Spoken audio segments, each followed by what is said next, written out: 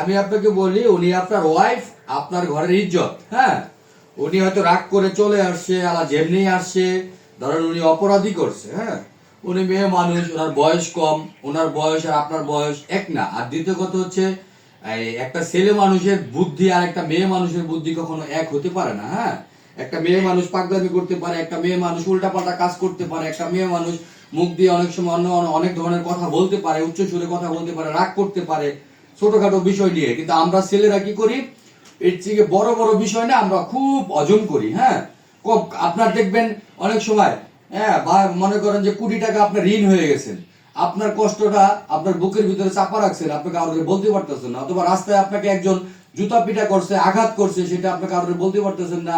অথবা এর থেকে বড় লস হয়েছে, এটা আপনি কষ্ট হজম করার তৌফিক আল্লাহ আপনাকে দিছে। আমরা ছেলে মানুষ, হ্যাঁ, একটা মেয়ে মানুষকে কিন্তু ওই কষ্টটা, ধৈর্যটা ধরার তৌফিক আল্লাহ দেয় না। মেয়ে মানুষ ছোটখাটো বিষয় নিয়ে ঝগড়া করে, ছোটখাটো বিষয় নিয়ে তর্ক করে, ছোটখাটো বিষয় নিয়ে অনেক কিছু করে। হ্যাঁ, এগুলা এগুলা মেয়েদের বিষয় নিয়ে আপনি কখনো এগুলো মাথায় নেই না। আমি তো অনেক সময় আমার পরিবারের বিষয় নিয়ে আমি একবারের জায়গায় একটা কথা তিনবার বলতেছে, আমি তো মাথা থেকে এটা ফালাই দিই। হ্যাঁ, আমি মনেই করি না যারা কি বলতেছে না বলতেছে।